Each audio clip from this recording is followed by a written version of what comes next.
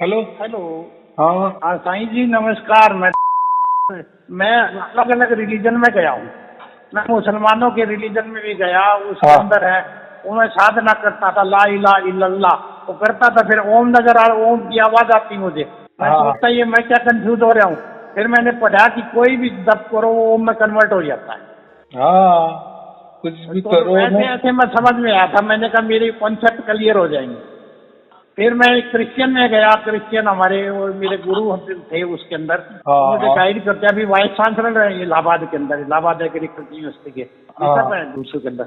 हाँ तो हाँ वो कहते हैं कि खुदा आपको ढूंढ रहा है तो हाँ मेरे पास, मैंने तो दिखाता हूँ। मैं वो चमत्कार देखे खूब दुनिया भर के। तो हाँ फिर हाँ मैंने कहा ये तो फिर थोड़ा सा ये रहा कि ये तो शायद एक बात तो परमेश्वर की करते हैं, दूसरी तरफ वो कहते हैं कि ये उस किस वहाँ पर रेंज में आता है, ये साकार में आएगा उसके अंदर, या जाएगा परमात्मा का कुछ उसके अंदर। क्योंकि हम्म वो वचन तो आदि में वचन था, वचन परमेश्वर के साथ था, वचन परमेश्वर था, उसी हम्म से सब कुछ ये पैदा हुआ। ऐसे ऐसे तो मैंने कहा मेरे कॉन्सेप्ट क्लियर हो जाएंगे। इस हम्म वजह से मैं वो चाह रहा था कि वो, मैंने कहा ऑफलाइन वीडियो मैं उसके अंदर देख लूँ, यदि डिलीट हो गई है तो मैंने कहा हम्म। दोबारा भेज दो उसके अंदर, नहीं वो नहीं नहीं, ऑफलाइन ही भेज दो उसके अंदर। देखो ये चाह रहा था मेरी।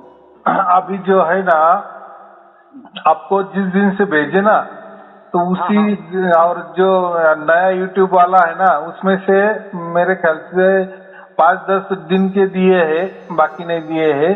और बाकी वाले जो पिछले वाले ना, यानी ऐसा समझो कि पूरे साल से भी ज्यादा दिन वाले मैंने दिए हैं उसमें, हाँ, यानी एक पूरा साल के आगे, 365 डेज के आगे है। और आगे वो है। ऑफलाइन हाँ वाला कोई नहीं है, एक भी नहीं है उसमें। तो मैं हाँ चाह रहा था ऑफलाइन वाला ही मिल जाए खाली मेरे हाँ। अभी कौन से बोले? ऑफलाइन के वीडियो। तो अभी ऑफलाइन वीडियो था जिसके अंदर तो बेसिक नॉलेज था, तो ये वो ब्रह्म का परब्रह्म का ऐसा वो उसके अंदर। नहीं, वो लिखित वाले। वो नहीं, वो ये इसके अंदर वो सिंपल वैसे कि ये जैसे कि परब्रह्म का क्या है मंत्र है इसका क्या, क्योंकि मैं इसके अंदर जो मंत्रों के अंदर है मैं काफी गहराई में गया था। अक्षरों को हाँ उपनिषद है मैंने पढ़ा है इसके अंदर, हाँ उसके अंदर कौन सी शक्ति है उसके अंदर, एक चीज के अंदर ईश्वर है। हम्म। तो नहीं नहीं। मुझे तो समझ में आया ई शक्ति है, उन्होंने उस हिसाब से मैं उसको ट्रांसलेट कर रहा, ई इज एनर्जी। हाँ हाँ तो उसके अंदर उसमें कई जगह इसमें लिखा था रिंग से सब कुछ पैदा हुआ है, REENG। और उसके अंदर एच साइलेंट हरिंग बोलते थे इसको, एच साइलेंट था इसलिए रिंग।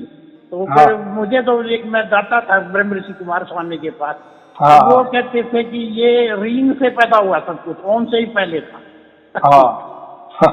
तो फिर मैं इसलिए वो कह रही उसमें तो मैंने कहा मुझे पूरी रोल उसमें समझ में भी आ जाएगा। हाँ हाँ हाँ।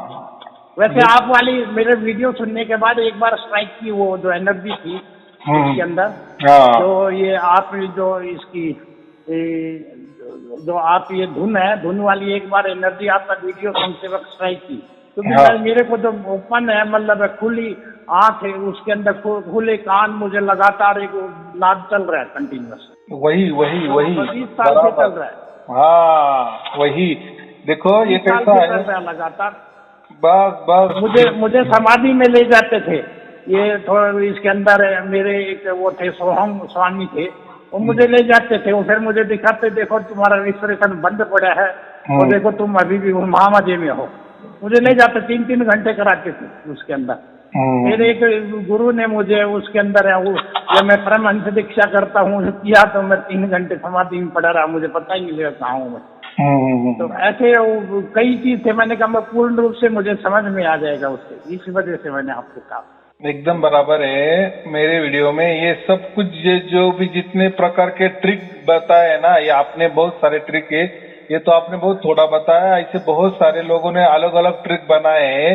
ऐसा समझो कि किसी को कुछ मालूम नहीं है, किसी को कुछ समझता नहीं है, और जो भी समझता है वो बराबर उसका एक्सप्लेन नहीं करते, और हमको और खाई में ढकेल देते। जैसे 5 होता है ना, 5, तो कोई कैसा कहता है कि 3 और 2 5 बराबर, तो कोई बोलता है नहीं नहीं 2 और 3 5 होते हैं, आप गलत बोल रहे हैं, आप उल्टा कर रहे हो। तो कोई बोलता है नहीं 1 और 4 5 होते हैं बराबर।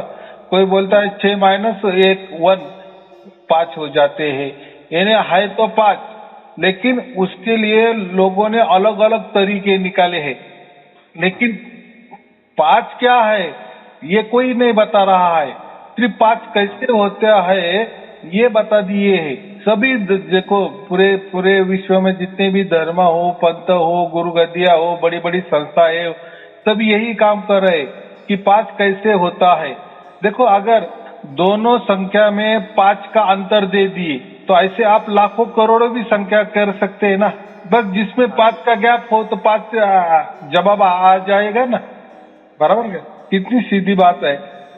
लेकिन ये क्या करना है, 5 तो सभी बता रहे हैं, लेकिन 5 क्या है, या 5 को किसी ने पूछा क्या भाई तू कैसा पैदा हुआ है? क्योंकि 5 यही परमात्मा हम, ये उदाहरण के लिए मैंने कहा, अगर 5 हमने परमात्मा को समझ लिए तो 5 स्वयमेव में वो स्वयं है, और वो जो धुन है ना वो स्वयं से आती है, यानी वो आपे आप हमारे अंदर आती है। ये तो चाहिए ना, हमारे से जो भी जितना भी होता है ना, देखो हम तो जड़ प्रकृति में रहते हैं ना, काल के अंदर रहते हैं, काल माने समय के अंदर रहते हैं, हमें कोई लिमिट है, बराबर। और हम लिमिट होके अनलिमिट वाले की उपासना या अनलिमिट वाला चाह रहे हैं, ये बराबर नहीं ना। यानी हम सीमित है और असीम को चाह रहे हैं, बराबर। हाँ जी। और हम असत्य में है। असत्य माने क्या, जो भी हमारे आंखों से दिख रहा है, कानों से हम जो भी कुछ सुन रहे हैं, ये बदलने वाला है और बदलता रहता है, क्षणोक्षण बदलता रहता है। और जो बदलने वाला होता है उसकी निर्मिति होती है और उसका कोई कालावधि के बाद वो नष्ट हो जाते हैं। कोई 1 सेकंड में नष्ट होता है, कोई 5 घंटे में नष्ट होता है, कई 100 बरस में नष्ट होता है, कोई लाखों बरस में नष्ट होता है, लेकिन नष्ट होता ही है, बराबर। फिर नष्ट में से जो भी चीज अगर हमने उसको ये किया या उसमें से खोजने की कोशिश की तो उसका नतीजा नष्ट ही आएगा ना। लेकिन परमात्मा ऐसा नहीं ना, परमात्मा तो इन्फिनिटी है ना, बराबर। इन्फिनिटी को कितना भी किया रहता है उसका आंसर इन्फिनिटी आएगा ना। हम उसको जीरो भी कह सकते हैं, लेकिन जीरो का लोगों ने अलग मतलब निकाला है, तो इसको इन्फिनिटी जो है ना वो ही अच्छा शब्द है, बराबर। परमात्मा को इन्फिनिटी ही समझो, यानी उसमें कुछ भी डालो या कुछ भी निकालो वो वैसा की वैसा रहता है। तो ये बात है, ये कोई बताता नहीं। ये सब मंत्र देते, तंत्र देते, कोई विधि विधान बताते हैं, ध्यान को बैठाते हैं। तो ये जो शरीर में जो मन है, हमारा आत्मा भी है, ये इससे जो भी कुछ होता है ना वो परमात्मा तक नहीं पहुंचाता या पहुंचा दे सकता, उसकी ताकत ही नहीं ना, क्योंकि खुद वो अटक गया है ना, प्रकृति में अटका हुआ है।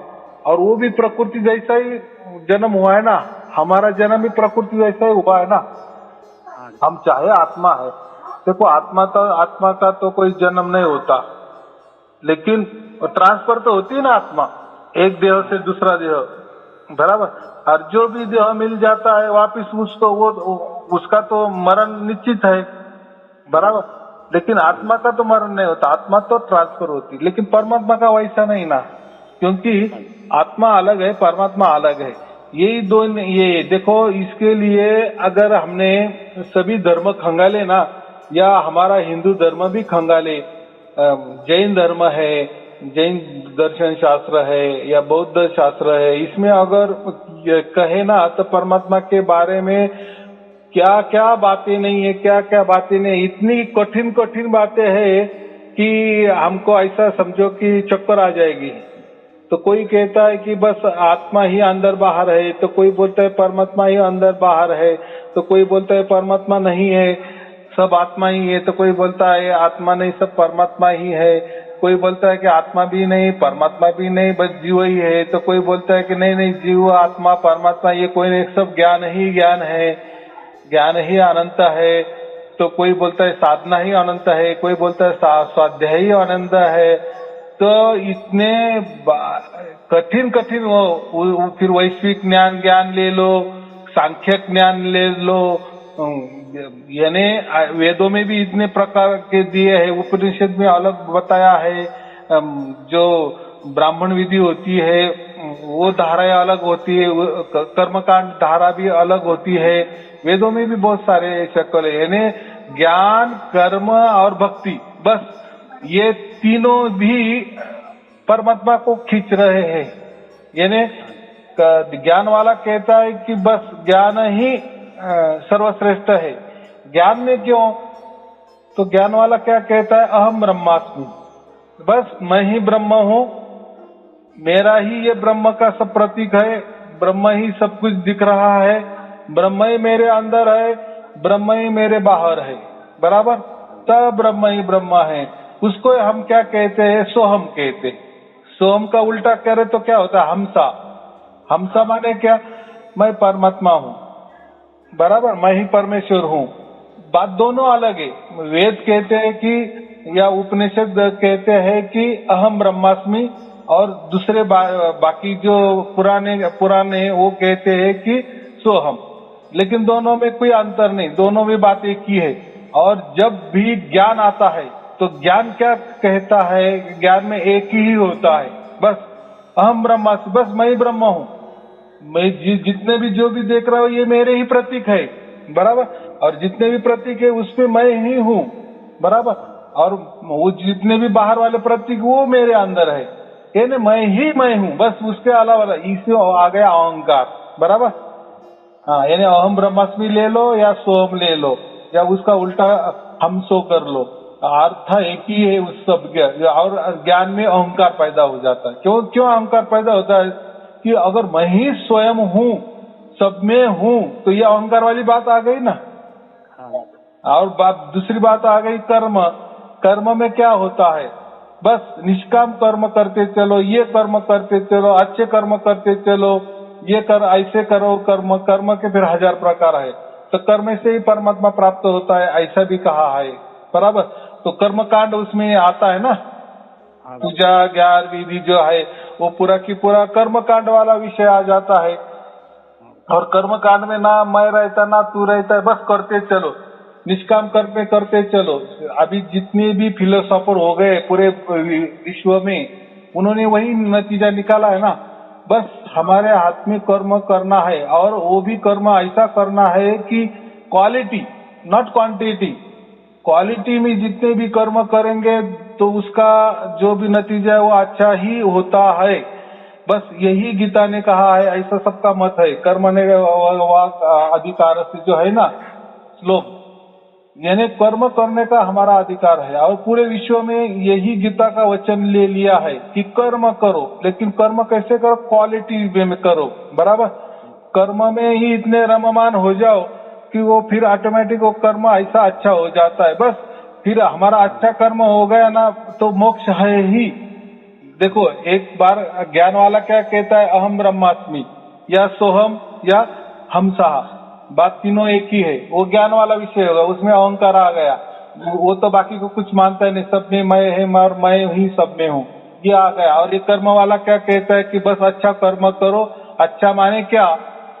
कि जो भी कर्म करेंगे तो उसमें हम पूरी के पूरे तरह से उसमें लीन हो जाओ कर्म करने में। जैसे कोई मिलिट्री मैन रहता है, वो देश के लिए युद्ध करता है ना, बस ऐसा युद्ध करना, उसने अच्छा युद्ध किया तो ऐसा समझो उसको मोक्ष मिल गया।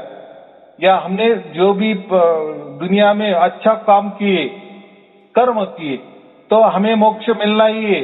ऐसे कुछ जरूरी नहीं कि उसके लिए कोई मंत्र जपने की जरूरत है, या मोक्ष जितने भी इसमें मिलता है उसमें मिलता है, वो कुछ करने की जरूरत नहीं। ये हो गया कर्म वाले, बराबर। और कर्म का सबसे ज्यादा प्रभाव चल रहा है।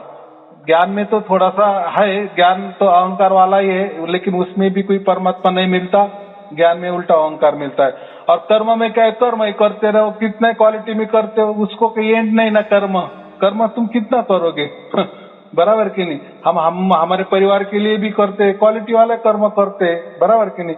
लेकिन एक परिवार नहीं ना, ऐसे तो हजारों लाखों अब्जों परिवार है, कितना करेंगे हम? किस लिए करेंगे? हमारी उम्र के हिसाब से होगा क्या इतना? तो ये कर्मवाद आ गया। इसलिए तो जो भी जितने भी साइंस चल रहा है ये कर्म के आधारित चल रहा है। जितने भी बड़ी बड़ी कंपनियां हैं बस कर्म के अधीन चल रही है। उत्कृष्ट कर्म करो, क्वालिटी वाइज कर्म करो, बस यही मोक्ष है। और फिर वो भी लोग मानने वाले, जैसे ज्ञान को मानने वाले हैं, वैसे ज्ञान योग को मानने वाले, वैसे कर्म योग को भी मानने वाले, और रहेगा बाकी अभी ये भक्ति मार्ग, बराबर। भक्ति मार्ग में क्या है ना, ये ज्ञान वाला अहंकार की बात है कि मैं ही ब्रह्म हूँ, अहम ब्रह्मास्मि, ये भी इसमें बात नहीं है, या कर्म वाली भी बात नहीं है, कोई कर्म कांड कुछ भी करना नहीं।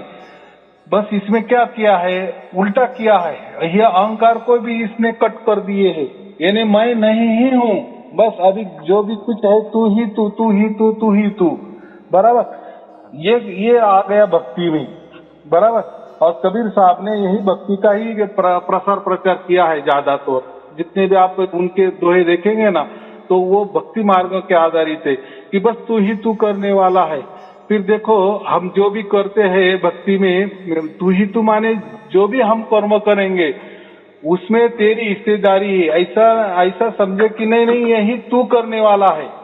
तो देखो अगर किसी भी कर्म में हमने परमात्मा को ही डाल दिए, अभी तू ही करने वाला है, बराबर, या तू ही मेरे से करवा रहा है। फिर खाना हो, कोई हमारा पेट भरने का काम हो, या हमारा कुछ भी काम हो, फिर ज्ञान वाला भी काम हो, या कोई कर्म कांड वाला भी काम हो, उसमें हर इसमें वो परमात्मा लाता है। बस तू ही कर रहा है सब कुछ, चाहे मुझसे करवा रहा है, लेकिन अभी तो मैं भी नहीं हूँ, तू ही तू है। यानी पूरी तरह से कब्जा परमात्मा ने मेरे ऊपर कर लिया है। ये हो गया भक्ति योग, बराबर। इसलिए तू ही तू, तू ही तू, और इसमें ही परमात्मा मिलता है, बराबर। अभी आया समझ में। ज्ञान योग में अहंकार आ जाता है, इसलिए उसमें परमात्मा नहीं मिलता। ज्ञान तो क्या अहंकार वाली बात है ना, और क्या है वो, उसमें मुर्गी पहले का अंडा पहला, बताओ। तर्क जो बोलते हैं वो ज्ञान में, और ज्ञान में वही खुशी होती है, एक दोनों में से कोई तो भी एक शरणागति कर लेता है, यानी हार जाता है। जीतने वाला बोलता है देखो मैंने इसको कैसा हराया। ये क्या गर्व की बात हो गई ना, कोई जीता भी तो भी गर्व, हारा तो भी वो बोल रहा है कि यार मैंने इतना ज्ञान लिया तो हार गया, तो वो भी दुखी होता है ना। यानी उसमें अहंकार है, अहंकार को ठेस पहुंचती है ना। तो ज्ञान में कोई राम नहीं है, या इसे कबीर साहब ने कहा है। और रही कर्म कांड की बात, तो कर्म कांड तो कबीर साहब ने पूरा ये कर दिया। कर्म कांड वो बात अच्छी है, दुनिया की प्रगति करनी है तो कर्म कांड ही अच्छा है। कर्म कांड को कौन सा दुनिया में कौन सा स्वीकारा, तब पूरी जगत में कर्म कांड कैसा स्वीकारा, क्वालिटी में कर्म करो, बराबर। और ये जो कर्म कांड, जो वेद वाला कर्म कांड वो अलग, जैसे यज्ञ, वो होम हवन, नाम जपना, तीर्थ यात्रा करना, ये भी कर्म कांड है। लेकिन पूरी दुनिया में गीता में जो कर्म का अधिकार रखा है वो क्वालिटी वर्क में रखा है। फिर अगर हमने कुछ भी नहीं किया ना, कोई परमात्मा का को मत करो, कोई देव धर्म मत करो, कोई गुरु की बात मत मानो, कोई धर्म ग्रंथ मत पढ़ो, कुछ भी करो नहीं, बराबर। सिर्फ कर्म करो, क्वालिटी में करो बस, और उसमें ही मर जाओ, आपको मोक्ष मिल जाएगा। ये कर्म सिद्धांत है, और आजकल के यही लोग ज्यादातर मानते हैं, यानी पूरी दुनिया उस पर आधारित है, उस पर ही चल रही है। इसलिए तो पूरी दुनिया में आज देखो, आज मंगल पे गई तो आज शनि में जाने की तैयारी कर रहे हैं। तो ये कैसे क्वालिटी वर्क, बराबर। और इसमें लोग बोलते हैं कि नहीं, काम ही काम, अच्छा क्वालिटी में काम करना और इसमें मर जाना, हमको मोक्ष निश्चित, बराबर। और ये जो कबीर साहब ने जो कहा भक्ति मार्ग, बस अभी हमको मिटा ही डालो, फिर अहंकार तो आएगा नहीं, बराबर। मैं ही नहीं, अहंकार कौन पैदा करता है, मैं पैदा करता हूँ ना खुद। जहां मैं आ जाता है वहां अहंकार आ जाता है।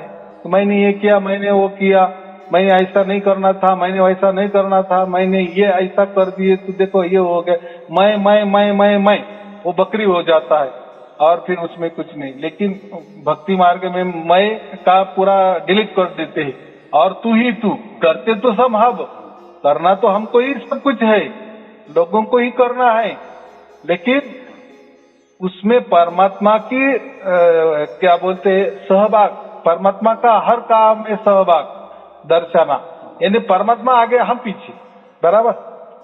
इसलिए तू ही तू, फिर परमात्मा की प्राप्ति हो जाती है।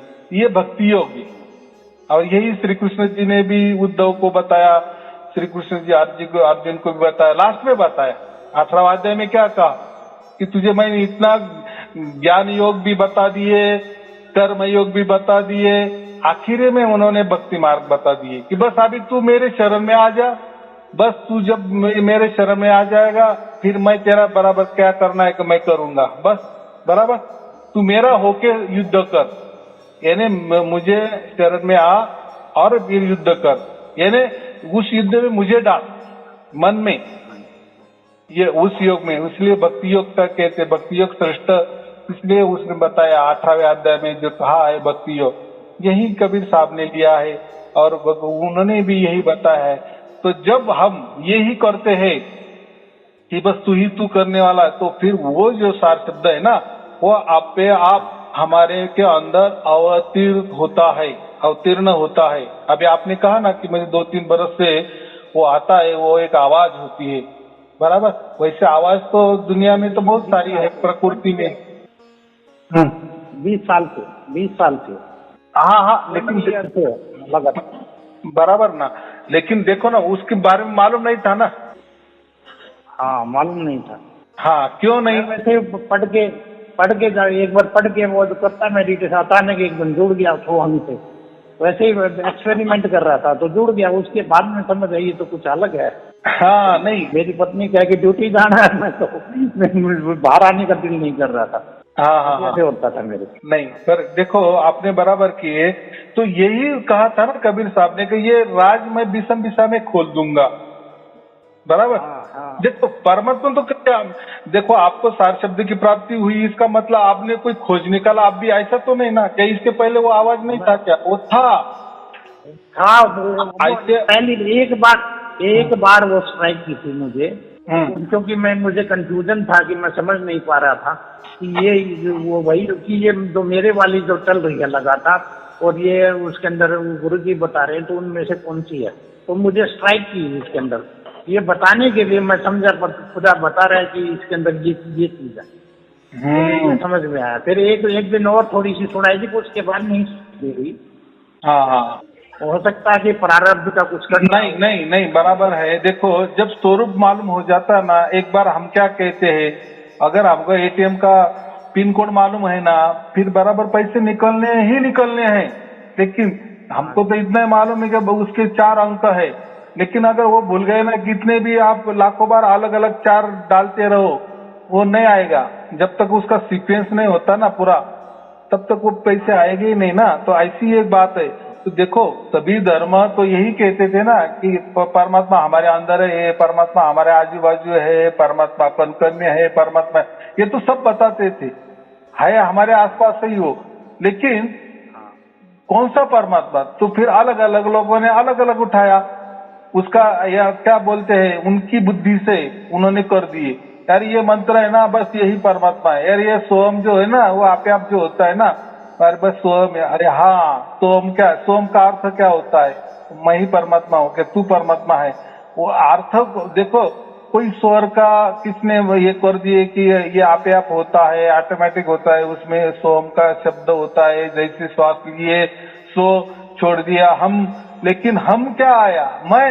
अरे मैं वहां हूँ, मैं परमात्मा हूँ। अरे तू परमात्मा है तो तूने क्या बनाया आज तक?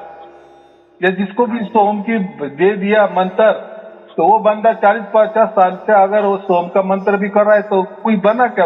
परमात्मा ने तो इतना बड़ा 35 लाख ब्रह्मांड बनाया, उसने तो कोई एक पत्थर तो ही बनाया क्या आज तक? या ऐसा समझे, उसने उसका कुटुंब का, उसका परिवार का तो भी अच्छी तरह से लालन पालन किया क्या? खुद को परमात्मा कहने में क्या है? वो तो सहज बच्चों को भी बोल दिए ना, तो वो भी बोलेगा कि मैं परमात्मा हूँ। या जैसे हम बोलते ना, तोते को भी राम राम बता दिए तो वो भी राम राम बोलने लगता है, लेकिन असल में उसको समझता है कि राम क्या होता है, बराबर कि नहीं? राम के विचार प्रकार होते हैं, तो हम तो वो राम वाले परमात्मा वाले मैंने आपकी वीडियो सुन ली है, उसके अंदर राम के बारे में आपने बताया था, ये असली तो ये सार शब्द वाला राम है, रमन करने वाला, ये सब के अंदर है, रमन करने वाले नहीं, सब के अंदर है, सबके बराबर है, वही वो शक्ति से तो हमारा आत्मा चलता है, बराबर। और वो परमाणु शक्ति है। परमात्मा माने परमाणु शक्ति, वो परमाणु शक्ति ये हमको ये आत्मा को देते हैं, और फिर हमारा आत्मा ये मन को देता है, फिर वो मन शरीर को देता है। ये ऐसा सब चलता है कार्यक्रम।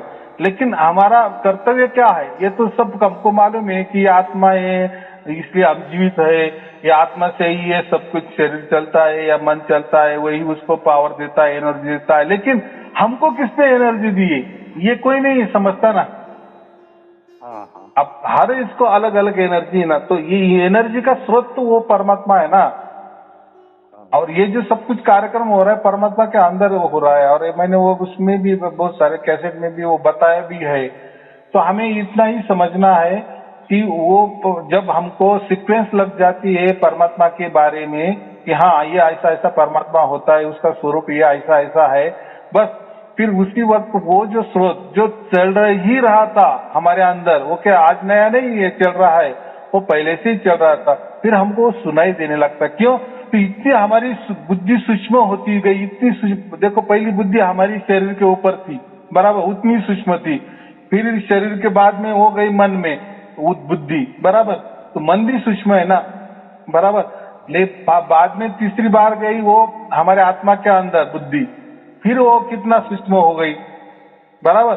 और ये चौथी बार जो परमात्मा के अंदर गई तो फिर बुद्धि ऐसा समझो वहां बुद्धि का काम ही नहीं, बस बुद्धि आत्मा तक सीमित है, उसके बाद में वो बुद्धि का नहीं चलता। ये बुद्धि माने प्रकृति समझो, तो ये आत्मा तक तो जा रही है ना, ये तो बहुत सूक्ष्म है। जो आत्मा से सूक्ष्म से कोई भी नहीं है, बराबर। शरीर से सूक्ष्म हम कहते मन है, मन से सूक्ष्म आत्मा है, और आत्मा से ही और सूक्ष्म क्या है, परमात्मा। जब परमात्मा के स्वरूप हमें मालूम हो जाता है तो फिर ये आत्मा है, तो ये बराबर वो धुन सुनने लगता है कि फिर वो उतना सूक्ष्म हो जाता है, ऐसा समझो, पहचान उसकी हो जाती है। नहीं तो इसके पहले तो उसको कुछ मालूम ही नहीं था परमात्मा के बारे में, उसको तो बस मन ही मालूम है, शरीर ही मालूम है, कर्मेंद्रिय ज्ञान इंद्रिय यही सब उसका खेला था।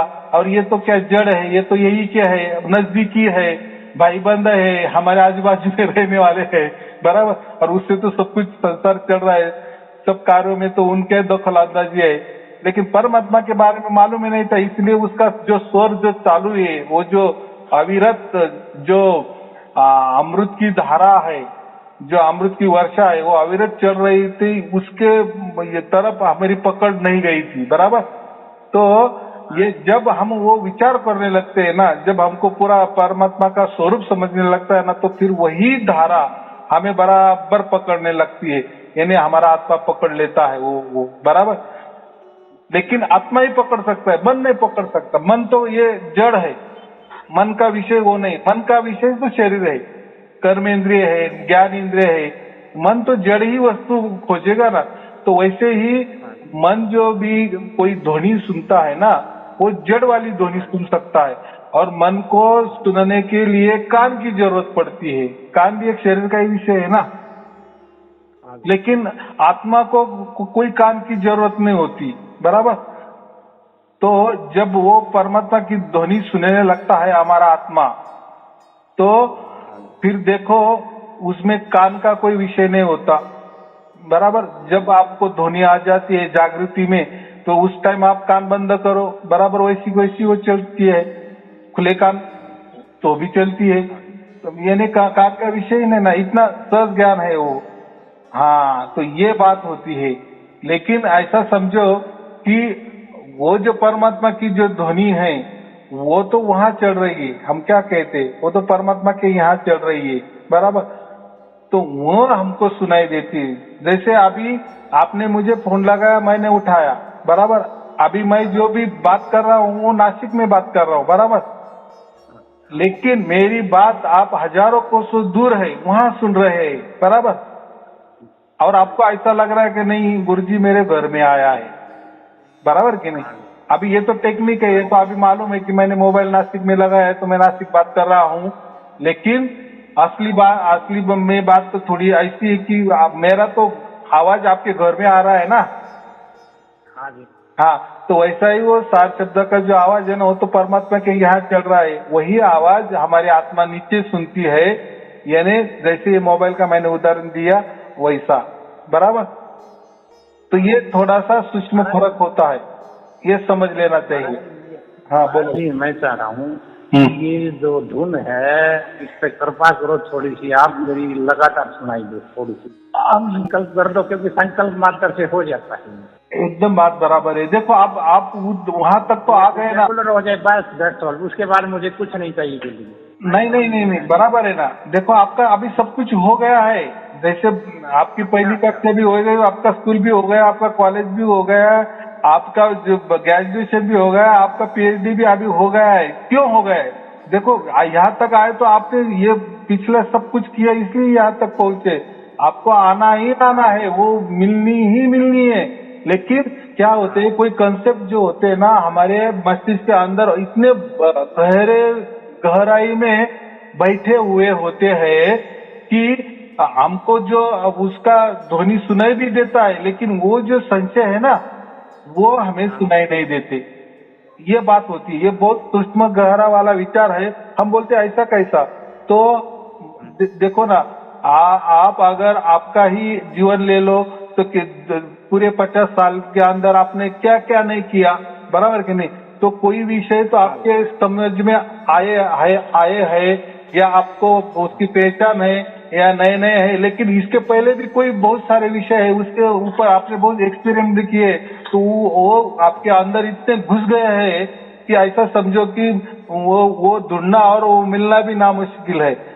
तो इसीलिए तो ये जो वीडियो मैंने निकाले है ना, जैसे उस पर वो प्रहार हो जाता है। देखो अभी तो मैंने अभी इतना बात किया है, तो अभी जितने विषय आपको मालूम है उतने, लेकिन मैंने जो हर वीडियो में अलग अलग विषय बताए, तो जैसा उनका विषय निकलेगा ना, तो वो जो अंदर वाले आपके जो गहराई में जो छुपे हुए है ना, वो बाहर निकलते जाएंगे। एक बार पूरा तरह अपना हमारा मस्तिष्क क्लियर हो जाता है ना, क्लियर कट हो जाता है ना, शुद्ध हो जाता है ना, तो देखो फिर ये जो धुन है ना, ये तो सबसे सूक्ष्म है, इतनी सूक्ष्म कि इसके परे भी सूक्ष्मता ही खत्म हो जाती है परमात्मा की ध्वनि। फिर वो बराबर हमें सुनाई देने लगती है, ये बात होती। तो इसके लिए पहले जो, इसलिए आपने अभी जो जितने वीडियो लिए ना, वो पहले पूरे सुन लो, फिर आप ही बोलेंगे अरे मैंने तो थोड़े सुने तो मुझे तो आने लगी, लेकिन आने लगी तो बाद में जो बाकी बच्चे कुछ वो भी सुन लेना, यानी और कोई गहराई में हमारे अंदर कोई बातें छुपी हुई ना, वो भी निकलती जाएगी और हम और शुद्ध पवित्र बनते जाएंगे। फिर एक बार पूरा गया ना, फिर ये एक ही बार की घटना होती है। एक बार उसने पकड़ लिए ना, गार्ड बांध लिए ना, बस आप पास घोषित हो गए ना, आपको सर्टिफिकेट मिल गया ना, बस एक वो सर्टिफिकेट सब कुछ हो जाता है हमेशा के लिए। बाकी सर्टिफिकेट तो भी ये प्रकृति में चलते हैं, लेकिन ये परमात्मा का जो सर्टिफिकेट है ना, वो हमेशा अनंत काल के लिए है, बराबर। अभी आप दूसरों का जैसे सुनेंगे, जितने भी मेरे वीडियो लोग आपके जैसे अलग अलग लोग बहुत सारी बातें करते हैं, तो उनका भी ज्ञान आपको आ जाएगा। और मैंने उसके ऊपर जो भी कोई सवाल जवाब किए वो भी आपको समझ में आएगा, आपको पूरा क्लीन हो जाएगा। आप ये कभी मन में मत लाओ कि मुझे मिलेगा कि नहीं। लाखों लोगों को मिल गया तो आप भी मनुष्य हो ना, मिलेगा ना, 100% मिलेगा। लेकिन आपकी जो कंसेप्ट है जब तक वो क्लियर नहीं होती ना, तब तक हम भी देखो ना, परीक्षार्थी जो होता है अगर वो अच्छी तरह से उसने समझ लिया तो फिर पेपर भी बराबर वैसा देता है। इसीलिए हम क्या कहते हैं, कंसेप्ट हमारी क्लियर होना ही चाहिए। तो ये जो थोड़ा कंसेप्ट होता है, हो सकता है कि अभी आपको बहुत सारा मुझे बोलना है, लेकिन अभी आपको याद नहीं आ रहा, इसलिए आप नहीं मुझे से बोल रहे, बराबर। और आप नहीं बोल रहे इसलिए मैं उसके ऊपर उत्तर जवाब भी नहीं दे रहा हूँ।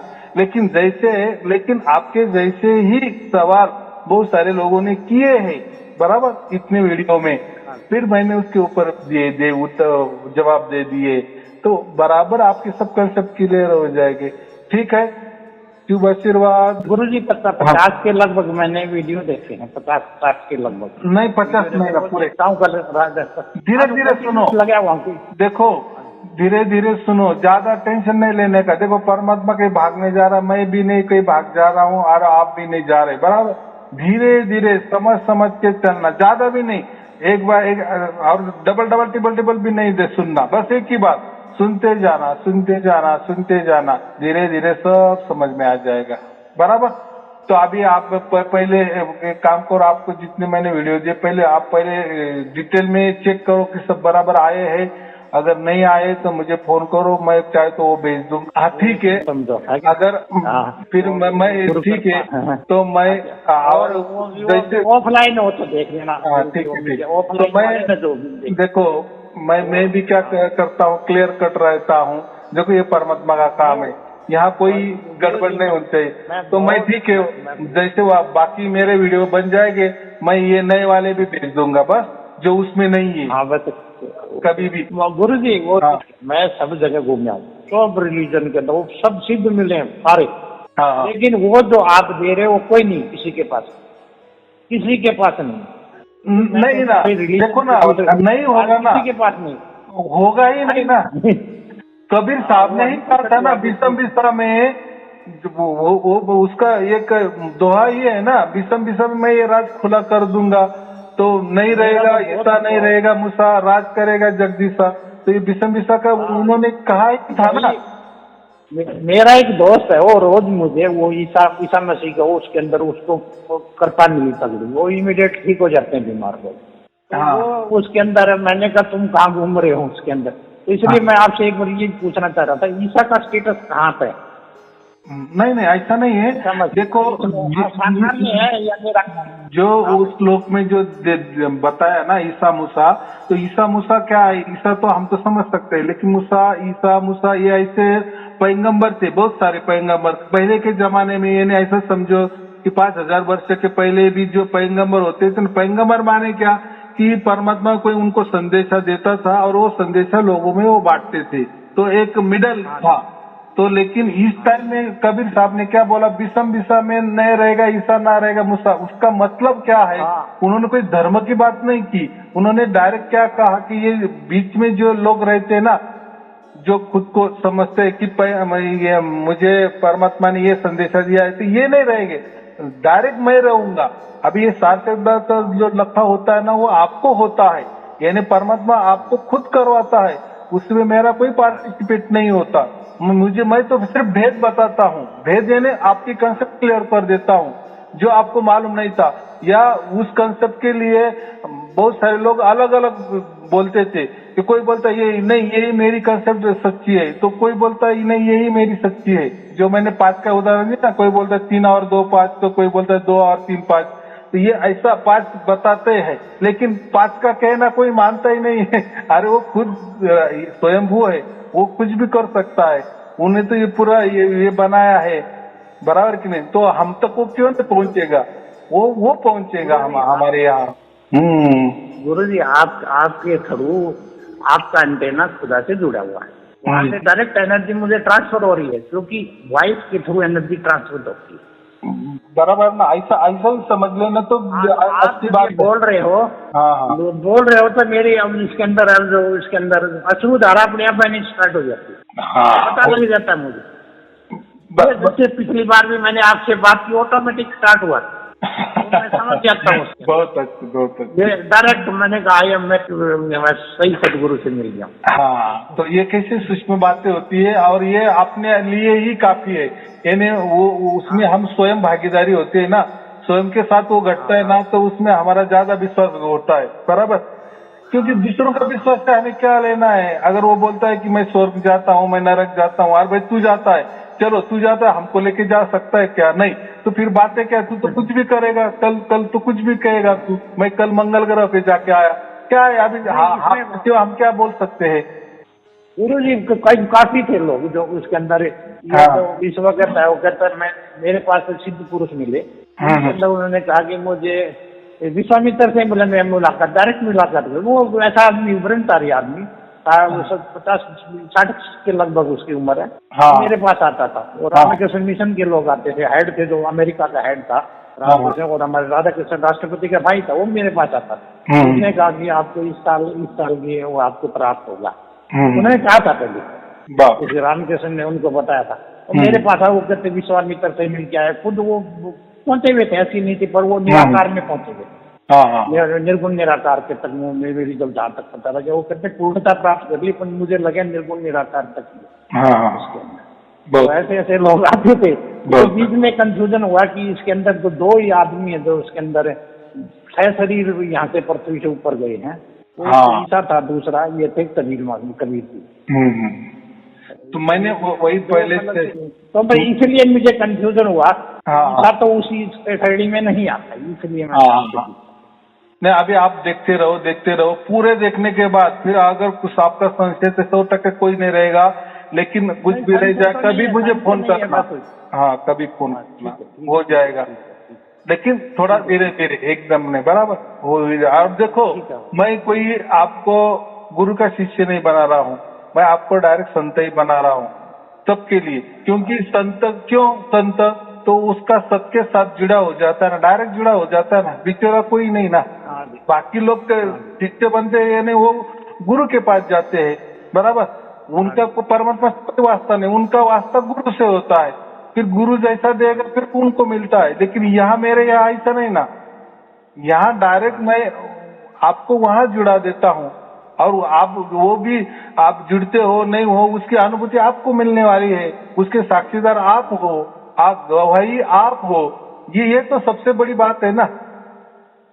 नहीं तो मैंने यहाँ कुछ भी कह दिए तो आप हाँ बोलेंगे, उसमें कुछ मजा नहीं है। आपके साथ घटेगा ना, वो घट रहा है, घटेगा, जो 100% घटेगा।